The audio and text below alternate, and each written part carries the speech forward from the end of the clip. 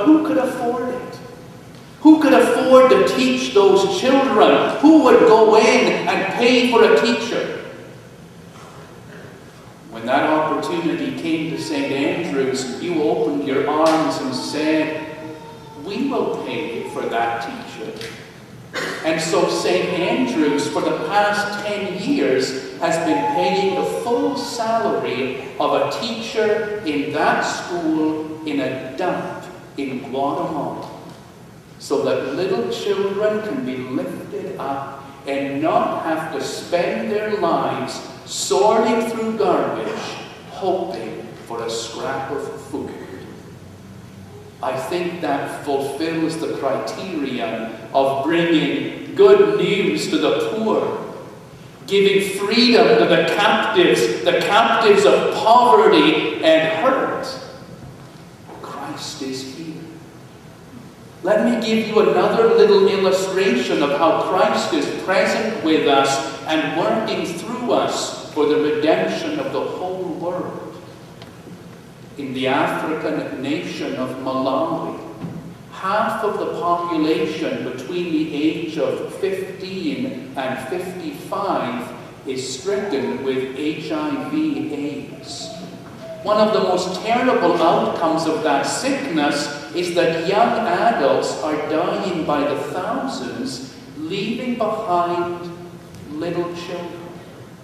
And in most of those cases, what happens is this. Either the little children, who are 5 and 6 and 7 years old, come under the care of an older brother or sister who might be 13 or 14, or those little children fall into the care of their grandparents, who are just as poor and weak and hungry as anyone else. And there are terrible situations of orphans being cared for in inadequate conditions.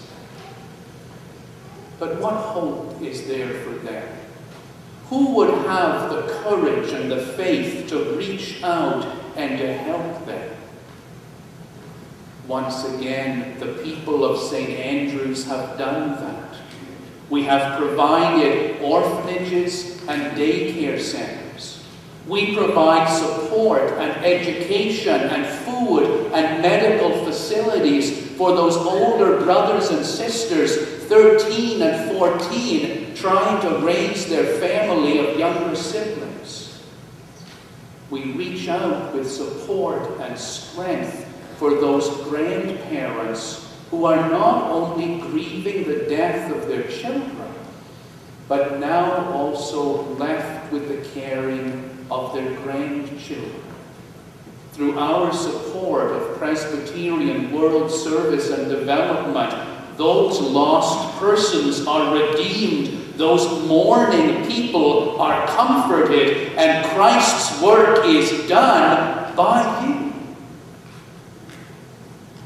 What about here at home? Right in the city of Kitchener, there are people who are crying out for God's help. There is a woman whose life is broken by drug and alcohol addiction. She has no place to turn and no support. She is the captive of terrible addictions that are destroying her life. What she needs is a support group. People who have struggled with the same problem, people who can encourage her, and we know that a person in that situation can be saved and their life can be redeemed. And so St. Andrew's opens its doors and provides a facility for persons whose lives are broken by drug and alcohol addiction. We give them free use of our space. We pay for the lighting and the heat, the facility, the maintenance. We pay for the staff to open and close and supervise. You have done all that with tremendous generosity because you know that this is the will of Christ to set free the captives.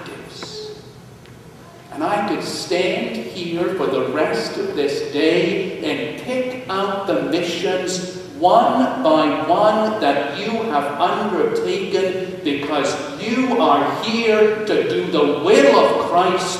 You are here to use your resources to make an eternal difference to little children who are broken, young people who are lost, elderly people who are crushed by responsibility and by burdens. Rather than go through the whole list, let me give you a broad overview of what you have done to make every day Christmas Day. Your Presbyterian's sharing budget is $100,000. A small part of that will go towards administration in Canada, maintaining our theological colleges to educate ministers, or going towards our mission administration that we can continue to do our work around the world. But the majority of that money goes directly into causes such as this: digging wells in villages where previously people had to walk 10 or 20 kilometers for a bucket of water.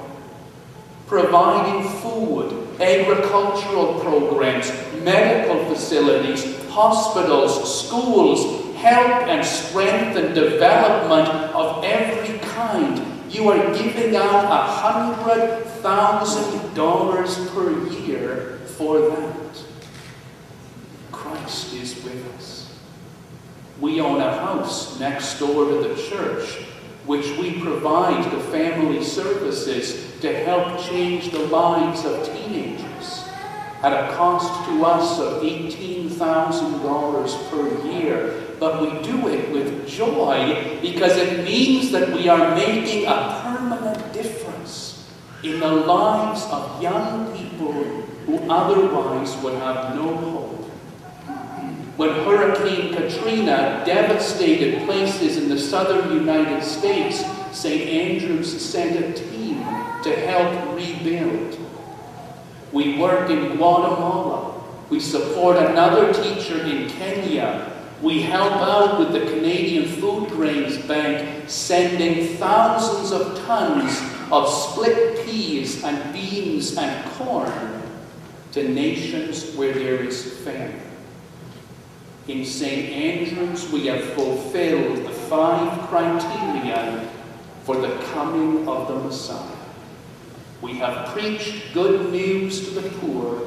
We have healed the brokenhearted. We have given freedom to the captives, comfort to the mourning, redemption to the lost. All these signs tell us Christ is here. Christ has arrived. Every day is Christmas Day at St. Andrew's. And I'm telling you these things today for 3 reasons. First of all, I want you to remember.